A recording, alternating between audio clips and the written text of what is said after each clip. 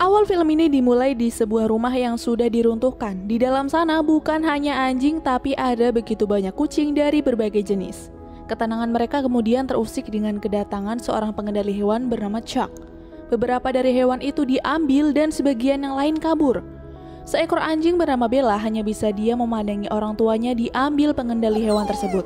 Dan kini dia diasuh oleh seekor kucing betina hingga Bella tumbuh dewasa.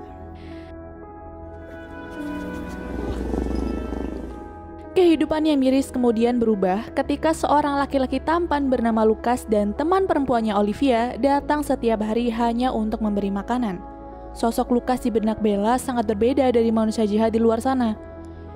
Tak ingin menyanyiakan kesempatan, Bella menghampiri Lucas. Dia terus bermanja-manja kepada Lucas karena gemas. Akhirnya Lucas pun membawa Bella pulang ke rumahnya.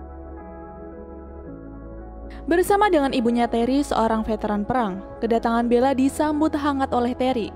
Tapi di samping itu, dia mengkhawatirkan jika pemilik kontrakan yang sedang mereka tempati melihat Bella. Pemilik kontrakan tersebut tidak menyukai ada binatang apapun berada di sana. Tapi Lucas membantah ketakutan ibunya dan akan terus berusaha untuk menyembunyikan Bella dari pemilik kontrakan itu. Bella sendiri sangat menyukai rumah barunya. Dia mendapatkan kasih sayang penuh dari Lucas dan Terry. Potongan keju kecil adalah makanan favoritnya, tapi ada satu hal dari Lucas yang tak Bella sukai. Hal itu tak lain adalah ketika dirinya disuruh diam di rumah sambil menunggu Lucas kembali dari pekerjaannya. Kebiasaan memberi makan di runtuhan rumah itu juga masih Lucas lakukan, hingga tak terasa kini Bella sudah tumbuh besar. Suatu hari, sepulang jalan-jalan bersama dengan Terry, seorang laki-laki bernama Gunther datang menemui Terry. Dia adalah pemilik lahan di depan kontrakannya. Dia datang meminta Terry dan Lucas agar membiarkan Gunther untuk melanjutkan pembangunan rumahnya. Tapi Terry menolak, karena masih ada begitu banyak kucing yang tinggal di runtuhan rumah tersebut. Kala berdebat dengan Terry, Gunther langsung menyindir Bella sebagai anjing pitbull yang berbahaya jika terus dipelihara. Scene selanjutnya adalah Bella yang merasa aneh dengan salju pertamanya. Dia kaget dengan bentuk dan rasa dari salju itu, tapi akhirnya dia menyukai hal itu juga. Mereka bermain di taman menikmati salju pertama dengan rasa bahagia yang tak bisa diungkapkan lagi. Tapi itu tak berlangsung lama. Saat pulang di depan pintu sudah tertempel surat dari pemilik kontrakan. Dia mengatakan jika dia akan datang besok untuk memeriksa keran. Kebetulan besok adalah hari yang sibuk. Lucas dengan pekerjaannya dan Terry dengan terapi rutinnya. Dan terpaksa mereka harus mengajak Bella supaya pemilik rumah tak melihat Bella. Mereka diam-diam membawa Bella ke rumah sakit VA tempat Terry diterapi dan Lucas bekerja. Lewat pintu belakang, Bella dibawa ke gudang penyimpanan. Sebelum pergi, Lucas memberi Bella minum dan juga menyuruh Bella untuk tidak menyalak sampai jam istirahat tiba. Tapi tidak, Bella yang sendirian terus menyalak memanggil Lucas dan berhasil. Bukan hanya Lucas yang datang, tapi juga Olivia. Lucas bingung akan berbuat apa, hingga tiba-tiba salah seorang karyawan di VA bernama Theo datang. Mendengar permasalahan yang dialami oleh teman baiknya sendiri, Theo akhirnya bersedia menjaga Bella sampai jam istirahat tiba. Theo membawa Bella ke kumpulan orang yang akan melakukan terapi, dan di situ ada Terry. Memang benar anjing bisa membantu mengurangi depresi dan itulah yang dirasakan oleh para pasien itu. Kedatangan Bella membuat perasaan mereka menjadi lebih baik. Mereka semua bekerja sama dengan baik menyembunyikan Bella dari para karyawan yang lain. Hingga Bella pun bisa pulang ke rumah. Tapi kagetnya Lucas ketika dia melihat bangunan berat sedang berusaha mengeruk runtuhan rumah yang masih ada begitu banyak kucing yang tinggal di sana. Perlakuan kejam Gunther terhadap hewan direkam oleh Olivia. Sebenarnya dia sudah dilarang untuk melanjutkan pembangunan tapi masih nekat menggunakan surat izin palsu. Hingga terjadilah perselisihan hebat antar ketiganya. Malam hari tiba, petugas pengendali hewan datang menemui Lucas. Dia mendapatkan keluhan siapa lagi kalau bukan si belegu Gunther monyet. Dia mengadu bahwa Lucas memelihara pitbull yang sangat dilarang oleh kota Denver, Colorado. Petugas mengatakan jika dia melihat Bella berkeliaran di jalan, maka terpaksa harus dia bawa. Lucas yang geram hanya bisa diam menerima surat peringatan tersebut. Keesokan harinya, Bella dilatih oleh Lucas untuk pergi ke rumah sendiri dari jarak yang cukup jauh dan Bella berhasil. Terry dan Lucas pun sangat bangga memiliki anjing sepintar Bella. Bella berusaha untuk tetap di rumah, tapi namanya juga sial. Ada aja cara sampai akhirnya Bella tertangkap oleh petugas pengendali hewan. Bella berkeliaran di jalan lalu tertangkap basah oleh Chuck. Lucas yang panik langsung meminta Bella untuk lari seperti yang pernah ia ajarkan. Tapi Bella yang merasa ada hal buruk terjadi tak mau mendengarkan Lucas dan justru tetap berada di depan Lucas untuk melindunginya. Karena sudah melanggar peraturan, Lucas dengan berat hati membiarkan para petugas itu membawa Bella ke penangkaran.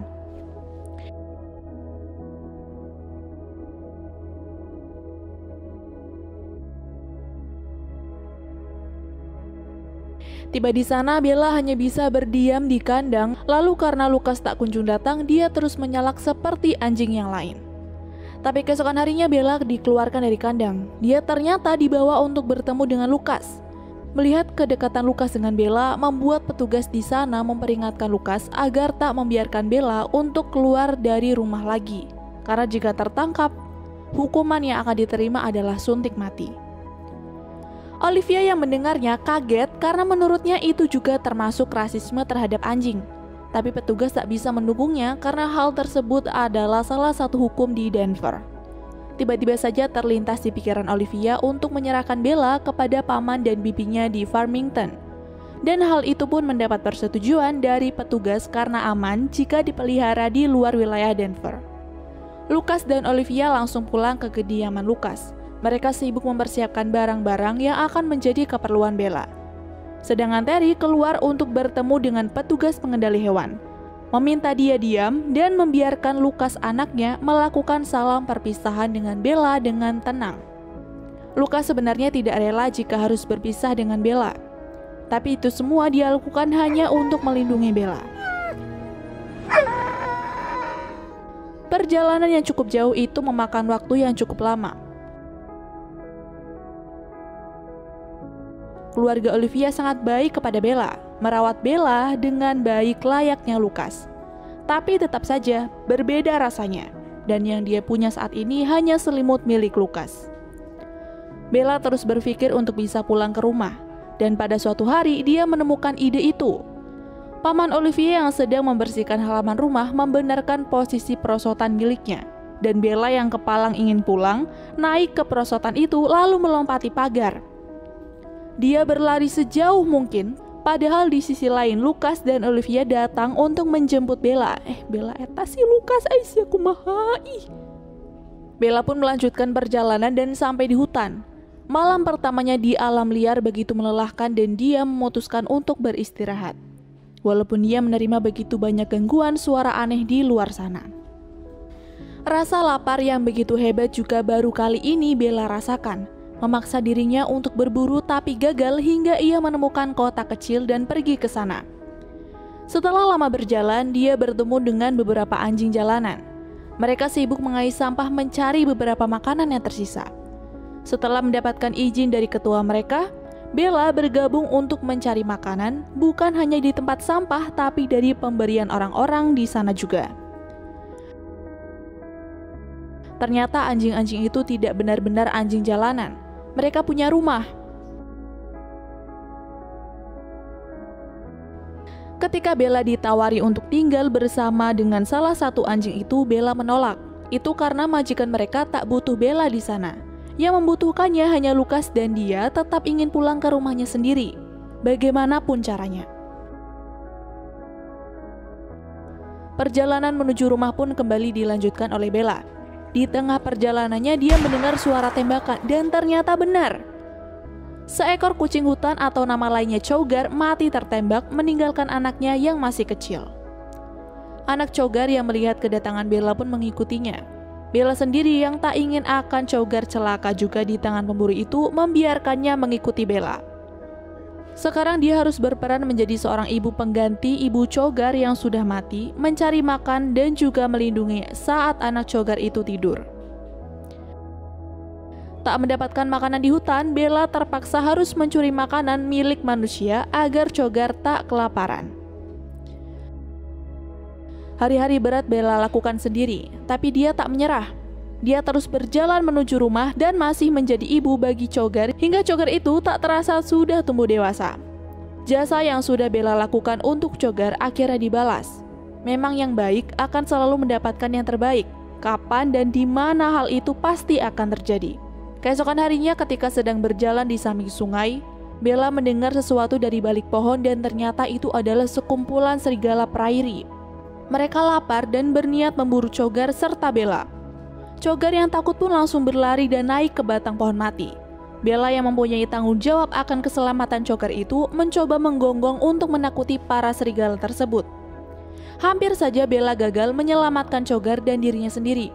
Untung 3 orang pendaki datang menyelamatkan keduanya. Chogar yang takut dan trauma terhadap manusia memilih pergi, sedangkan Bella yang sudah terbiasa dengan manusia memilih ikut untuk mendapatkan makanan. Sambil duduk di dekat api unggun, salah satu dari pendaki itu mengambil kalung Bella. Di sana terdapat nomor telepon milik Lukas. Hampir saja ia memberitahu keberadaan Bella, tapi gagal karena kaget melihat Chogar datang dari balik semak-semak. Mereka salah paham akan kedatangan Chogar tersebut. Padahal Chogar hanya ingin meminta makanan, tapi karena sudah kepalang takut, para pendaki itu pun lari. Waktu begitu cepat berlalu, hingga musim dingin berikutnya pun tiba. Hari itu dia dan Chogar berniat ingin makan ikan, tapi ternyata sungai membeku. Mereka pun kesusahan untuk mendapatkannya dan berujung bermain-main saja. Tanpa ia sangka dari kejauhan dia melihat anjing lain. Kedua anjing itu pun saling bersaut-sautan dan anjing yang bernama Dutch berlari menghampiri Bella hingga mengakibatkan salju longsor. Dan tuannya yang datang bersama dengan Dutch terluka karena tertimbun salju. Untung nyawanya masih bisa diselamatkan oleh 2 orang penulis yang kebetulan lewat. 2 orang penulis itu mengira jika Bella adalah anjing peliharaan korban tersebut. Jadi mereka membawanya ke rumah untuk dirawat sementara waktu. Perhatian yang diberikan oleh kedua penulis itu juga membuat Bella dan Dutch seperti berada di rumah sendiri. Tapi tak berlangsung lama. Dia mendapat telepon jika korban longsor itu sudah pulang dan waktunya mereka untuk mengembalikan 2 anjing tersebut. Tiba di sana ternyata orang itu tak mau menerima anjingnya lagi. Dia berkata jika anjing itu hanya akan membuat hidupnya repot. Alhasil 2 penulis itu pun membawa pulang lagi 2 anjing tersebut dan meninggalkan tatapan kecewa. Untuk melepas emosi, 2 penulis itu membawa Dutch dan Bella jalan-jalan. Ketika diajak untuk pulang, hanya Dutch yang menurut, sedangkan Bella memilih pergi untuk melanjutkan perjalanannya pulang ke rumah. Rasa lapar terus ia rasakan, dan dia harus mencuri lagi untuk kesekian kalinya. Dia pergi ke minimarket dan mengambil ayam di sana. Setelah melewati beberapa karyawan yang menghalanginya, Bella pun bisa makan enak malam itu. Ketika dirinya sedang makan, datang seorang tunawisma memberinya minum, lalu mengajaknya untuk mengemis bersama. Walaupun demikian, tunawisma tersebut sangat menyayangi Bella. Melewati hari demi hari dan bermalam di berbagai tempat yang memungkinkan, tapi karena kesehatannya yang buruk, tunawisma itu pun meninggal. Sebelum itu terjadi, dia mengikat tubuhnya dengan Bella menggunakan rantai, membuat Bella kehausan dan kelaparan. Kini dia hanya mengandalkan Tuhan untuk memberikan keajaiban. Bella sangat berharap masih diberi kehidupan karena ia ingin sekali bertemu dengan Lukas. Bella yang hanya bisa terbaring tidak berdaya didatangi oleh 2 anak laki-laki yang kebetulan lewat. Sebenarnya 2 anak itu takut jika Bella akan menggigit, tapi dengan sedikit keberaniannya mereka bisa melepas rantai itu dan membuat Bella bisa mengobati rasa lapar dan hausnya. Setelah itu Bella kembali melanjutkan perjalanan, dan segerombolan serigala kemarin masih kekeh memburunya. Bella pun berlari sebisa mungkin tapi akhirnya terkepung juga. Bella dengan segala keberaniannya melawan para serigala itu sampai terluka parah, tapi untungnya Chogar datang menyelamatkan Bella. Chogar itu sudah tumbuh menjadi Chogar dewasa dan tangguh. Berpisah cukup lama tapi memori akan keduanya tak pernah hilang. Berhasil mengalahkan serigala-serigala itu, Chogar dan Bella pun melepas rindu. Akhirnya Bella berhasil keluar dari hutan. Bella merasakan jika jarak ke rumah sudah semakin dekat. Dia berniat ingin mengajak Chogar itu ikut bersamanya tinggal di rumah Lukas, tapi Chogar menolak karena tempatnya bukan di sana. Lalu di puncak bukit pun mereka berpisah.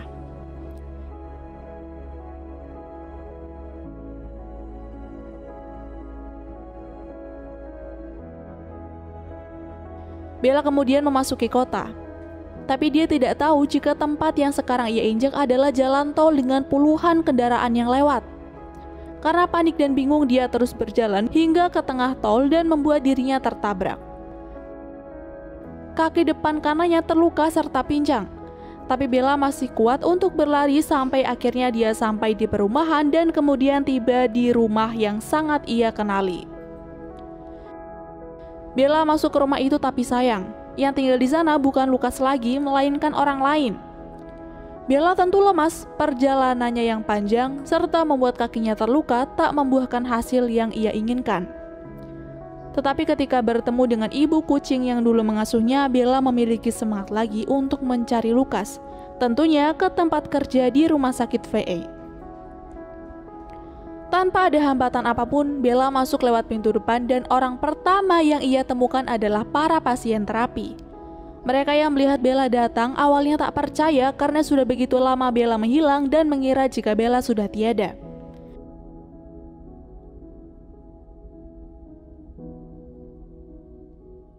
Orang berikutnya tentu adalah Lukas.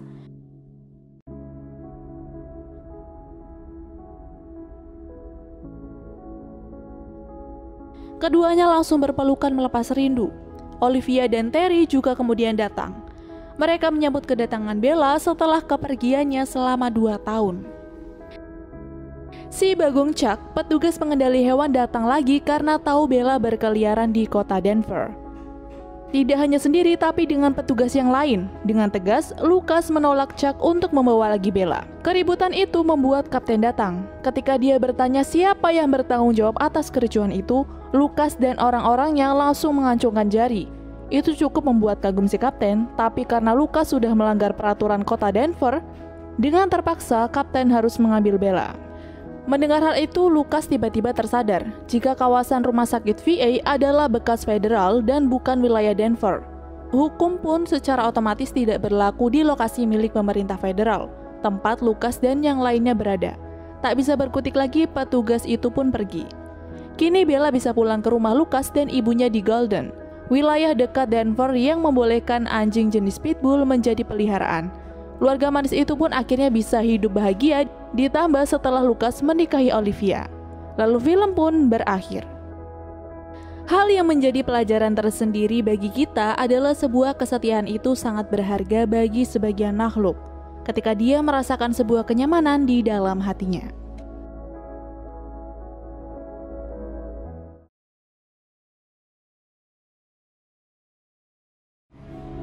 Cerita bermula saat Jerry Shepard yang diperankan mendiang Paul Walker memiliki pekerjaan yang unik, yaitu menemani setiap ilmuwan yang datang di pusat penelitian sains Antartika.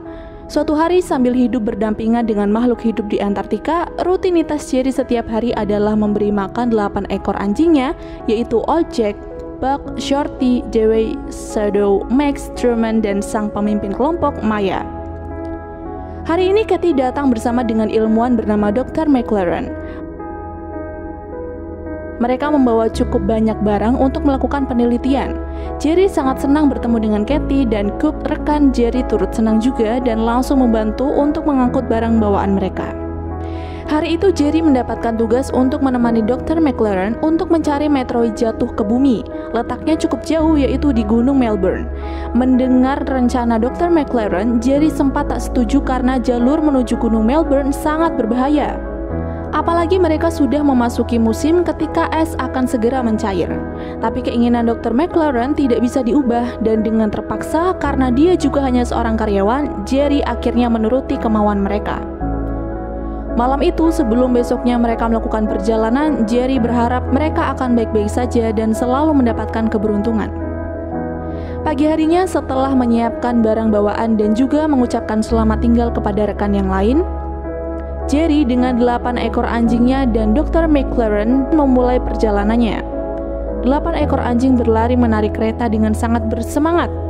Tak lupa Jerry selalu memberikan semangat kepada mereka, bahkan turut membantu ketika tiba di sebuah tanjakan. Mereka tiba di bidang es yang Jerry tak tahu seberapa tipis bidang es itu. Ia memutuskan untuk berhenti dan mengatur barisan 8 ekor anjingnya, yaitu membuatnya menjadi formasi kipas. Walaupun cukup lambat, tapi bisa membagi berat dengan keretanya. Di tengah perjalanan, mereka juga sempat bertemu dengan singa laut. Tak ingin mengganggu, apalagi diganggu, mereka memilih jalan lain.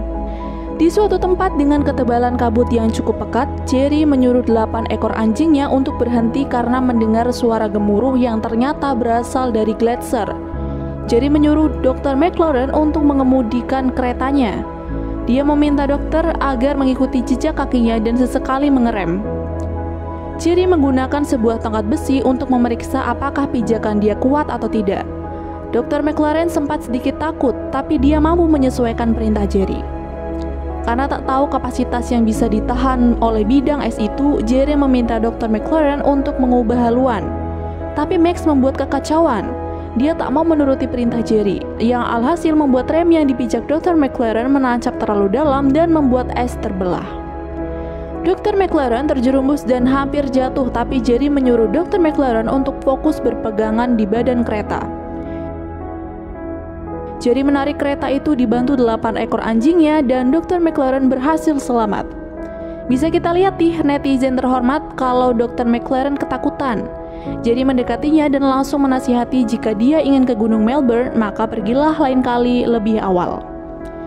Mereka memutuskan untuk beristirahat sebentar sekaligus mengobati salah satu anjingnya yang terluka. Jerry dan Dr. McLaren sedikit berbincang, terutama tentang Eric, anak Dr. McLaren. Kali ini Jerry memohon dengan sangat untuk kerjasama dengan Dr. McLaren demi kelancaran perjalanan mereka, dan akhirnya mereka sampai di Gunung Melbourne. Beralih dari Jerry dan yang lain, kita berpindah ke pangkalan Macton. Katie terlihat sedang asik bermain kartu. Tiba-tiba sebuah panggilan masuk ke pangkalan mereka. Berasal dari McMurdo Weather, mereka memberi peringatan tentang badai yang mengarah ke selatan. Jalur yang sedang Jerry lewati bersama dengan Dr. McLaren. Mereka meminta tim lapangan itu untuk segera kembali karena terlalu berbahaya. Dan sekarang Jerry sedang membuat minuman hangat setibanya di lokasi. Katie menghubungi Jerry dengan sinyal yang terputus-putus. Katie berhasil memberitahu Jerry tentang badai yang akan datang. Jerry pun langsung mengiyakan dan memutuskan besok ia akan kembali ke pangkalan. Mendengar kabar itu, Dr. McLaren sedikit kecewa karena tujuannya yang ingin mencari batu langka itu akan gagal. Dia terus mencoba membuat penawaran dengan Jerry. Dengan sangat berat hati, akhirnya mereka memutuskan untuk pulang di waktu siang. Esok paginya 8 ekor anjing dibiarkan menunggu, sedangkan Jerry menemani Dr. McLaren untuk mencari batu meteorit. Supaya tahu jalur yang aman dengan yang tidak, Jerry memasang penanda. Sudah hampir setengah hari, tapi mereka belum menemukan apa-apa. Jerry hampir menyerah, tapi Dr. McLaren tidak. Sambil menahan suhu yang tidak bisa kita bayangkan betapa tiisnya tempat itu, tiba-tiba Dr. McLaren melihat sesuatu yang sedari tadi dia cari. Dia berlari menghampiri batu itu tanpa menghiraukan keselamatannya. Jerry yang khawatir terus meminta Dr. McLaren tetap berhati-hati. Selesai membantu Dr. McLaren, mereka pun berangkat untuk kembali ke pangkalan. Di tengah perjalanan, salah satu anjingnya sedikit terluka.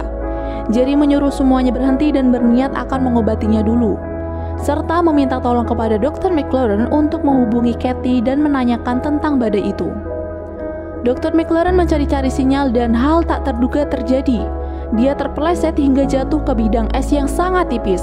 Kaki dia patah sehingga dia tidak bisa berbuat banyak. Ketika Jerry akan menolongnya, tiba-tiba saja terdengar suara retakan es. Dan benar, es yang diduduki Dr. McLaren hancur hingga Dr. McLaren terjebur. Dia tentu sangat panik dengan kaki yang patah dan entah sudah seberapa dinginnya air es itu, dia berusaha bertahan. Dia mengikuti perintah Jerry untuk terus memegang bidang es lain yang masih kokoh. Karena air itu sangat dingin, Dr. McLaren terus berusaha mengambil napas dalam dan menunggu bantuan dari Jerry. Jerry menyuruh Maya untuk membantunya, mengalungkan tali ke tubuh Dr. McLaren. Dengan sangat hati-hati dan sambil merangkak, Maya berhasil.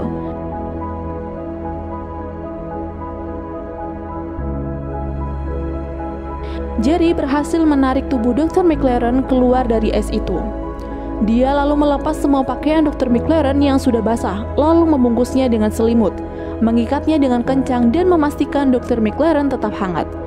Dia juga meminta Dr. McLaren untuk tetap terjaga hingga mereka sampai di pangkalan. Di sisi lain, Katie masih terus menghubungi Jerry dan kawan-kawan, tapi hasilnya nihil. Dia nampak sangat khawatir. Katie yang tak bisa berbuat apa-apa lagi hanya bisa diam dan melihat keluar jendela. Hingga tanpa dia sangka, 8 ekor anjingnya kembali dengan membawa Jerry serta Dr. McLaren. Katie pun langsung mengambil jaketnya lalu keluar untuk menemui mereka. Karena udara yang sangat tipis, Jerry yang sambil terbatuk-batuk dia meminta teman-temannya membawa Dr. McLaren dengan hati-hati karena kakinya patah. Walaupun dirinya kesakitan, Jerry masih sempat berterima kasih kepada 8 ekor anjingnya itu. Jari-jarinya yang tak tertutupi sarung tangan karena sarung tangannya bolong, tidak hanya membiru tapi menghitam dan kaku. Katie pun membantu Jerry untuk merendam jari itu di air hangat. Karena mengalami hipotermia akut dan kaki Dr. McLaren yang harus segera ditangani, mereka memutuskan untuk pergi dari Antartika menggunakan pesawat. Tapi 8 ekor anjingnya tidak bisa dibawa pergi sekaligus. Jerry meminta tetap tinggal di Antartika hingga pesawat selanjutnya datang. Tapi mereka tidak mengizinkan hal itu dikarenakan kondisi Jerry yang sudah parah. Esok paginya ketika akan berangkat, Max lepas dari ikatannya. Dia menghampiri Jerry dan tak mau ditinggal. Jerry menghampiri semua anjingnya dan mengucapkan ucapan selamat tinggal. Akhirnya, dengan sangat berat hati Jerry pergi meninggalkan pusat penelitiannya dengan pesawat. Sebelum pergi, ia mengikat anjingnya agar tidak lari. Kepada anjingnya pun, Jerry berjanji hanya pergi sebentar dan beberapa waktu kemudian dia akan menyusul mereka. Berhenti di McMurdo dan membiarkan Jerry pulih, saat siuman yang langsung ia tanyakan adalah apakah Katie sudah membawa 8 ekor anjing itu atau belum. Coop yang tak bisa berbohong langsung menjawab belum, karena kecewa dia keluar lalu bertemu dengan Katie. Dia mengatakan jika badai salju itu semakin besar, sehingga markas besar tempat Jerry bekerja membatalkan keberangkatan semua tim sampai musim dingin berakhir. Tak ingin 8 ekor anjingnya itu kenapa-kenapa, Jerry nekat menemui komandan dan meminta pesawat untuk menjemput 8 ekor anjingnya itu, tapi komandan tak memberinya izin. Karena tak enak hati, Katie menemui Jerry yang kala itu sedang merapikan baju-bajunya. Dia meminta maaf karena tak bisa membantu Jerry untuk membawa kembali anjing-anjingnya. Yang Jerry khawatirkan bagaimana nasib mereka semua, karena sebelum pergi Jerry sempat mengencangkan tali anjing-anjingnya agar tak lari kemana-mana. Dan sekarang kita diperlihatkan keadaan mereka 4 hari menunggu Jerry untuk datang kembali. Mereka masih setia dan duduk manis di bawah badai salju yang dingin. Scene selanjutnya adalah Jerry yang tiba di Washington DC. Jerry masih berusaha untuk bisa mendapatkan pesawat yang menuju ke Antartika, tapi hasilnya nihil. Jerry mendatangi Dr. McLaren bermaksud untuk meminta tolong, tapi Dr. McLaren tak bisa mengabulkan permintaan Jerry.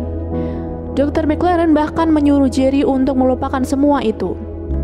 Di hari ke-15, 8 ekor anjing itu sendirian. Anjing yang lain masih terlihat bersemangat, tapi tidak bagi Truman.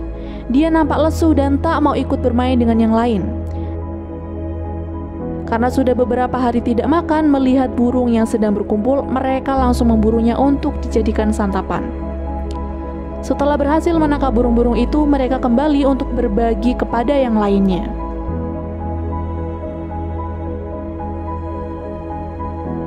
Tiba di Astoria, Oregon, dia sudah beberapa hari ini mengabaikan telepon dari Katie.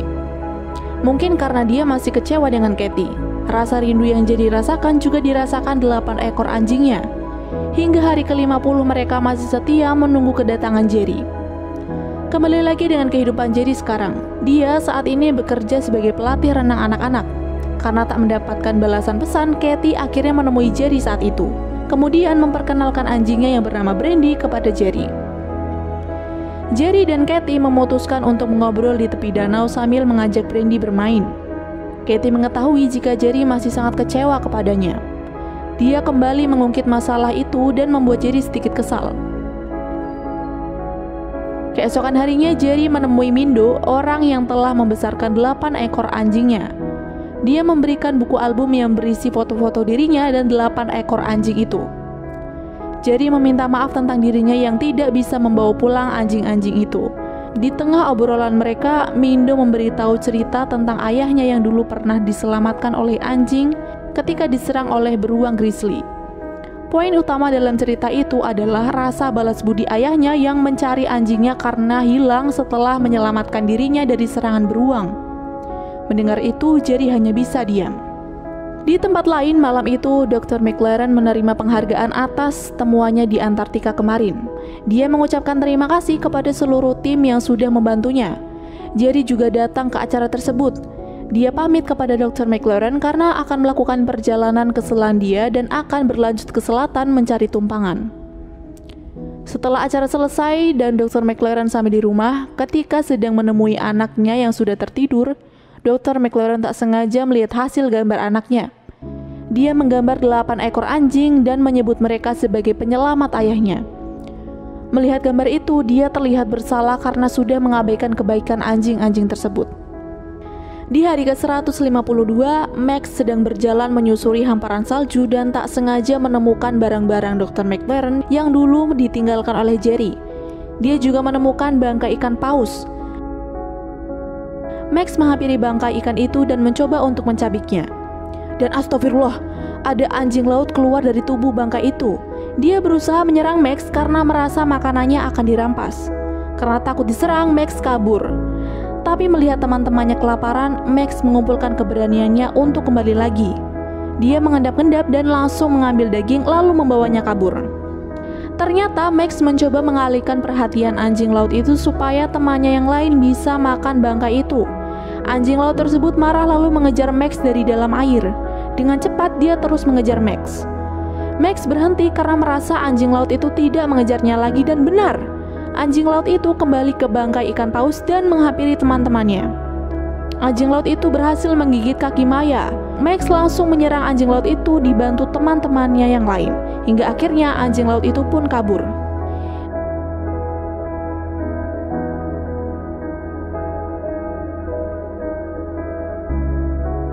Di sisi lain, Jerry sampai di New Zealand. Jerry mencoba menyewa kapal dari nelayan tapi tak ada izin untuknya. Kemudian dia bertemu dengan Bellis di bar. Dia akan memberikan apapun yang dia punya jika dia bisa mengantarkan Jerry menuju Antartika. Tapi Bellis mengatakan jika mereka ke sana menggunakan kapalnya, gumpalan es pertama yang mungkin mereka tabrak pasti akan menghancurkan kapal mereka menjadi 2. Kecewa karena keinginannya tak pernah bisa terwujud, tak disangka Jerry bertemu dengan Katie. Jerry bingung untuk apa Katie datang dan ternyata dia memberikan jasa pilot gratis kepada Jerry untuk terbang ke Antartika. Tak hanya Katie, Coop juga ternyata akan ikut. Kebahagiaan Jerry berlipat ganda, Mimin yang ngerekap juga sama. Dr. McLaren juga akan melakukan hal yang sama untuk mengikuti ekspedisi menuju Antartika. Di tengah perjalanannya melintasi bidang-bidang es, kendala baru menghampiri. Sebuah es yang jauh lebih tebal tak bisa dipecah oleh badan kapal. Itu membuat mereka berhenti dan berusaha mencari solusi. Coop pun mengusulkan ide untuk menuju pangkalan Italia terlebih dahulu menggunakan helikopter. Karena ia tahu jika ia langsung menuju pangkalan Midtown menggunakan helikopter itu terlalu jauh. Coop mengetahui jika di pangkalan Italia memiliki peralatan yang sama dengan pangkalan yang lain. Tapi bedanya di pangkalan Italia mempunyai Snowcat Lamborghini. Benda itu bisa membawa mereka meluncur cepat menuju pangkalan Midtown. Tepat di hari 175, 8 ekor anjing itu sendirian. Maya yang tak bisa bergerak banyak karena kakinya terluka hanya bisa diam. Tapi Max dengan sangat perhatian memberikan hasil buruannya kepada Maya untuk dimakan. Bisa kita lihat nih jika anjing-anjing itu sangat peduli satu sama lain. Berpindah ke Jerry dan kawan-kawan, mereka akhirnya tiba di pangkalan Italia. Mereka juga berhasil mengendarai Snowcat Lamborghini itu sehingga sampai di pangkalan Midtown.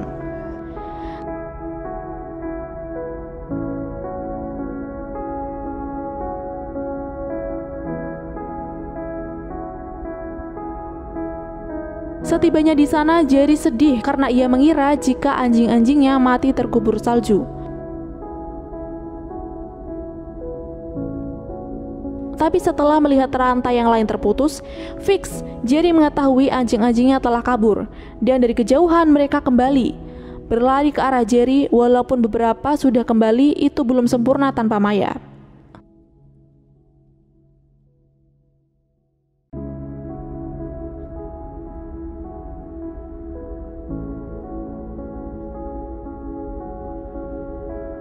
Tapi Jerry yang menganggap Maya mungkin sudah mati tidak ingin berlarut. Jerry pun menyuruh anjing-anjing masuk ke dalam Snowcat. Max tidak mau menurut dan malah kabur. Ternyata dia menuntun Jerry untuk menemui Maya yang sudah tidak berdaya.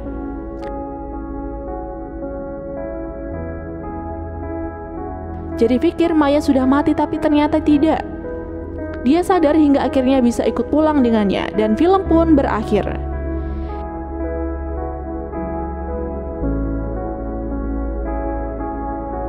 Gimana film anjing ini? Walaupun cuma segerombolan anjing, bisalah ya membuat emosional kita terbawa.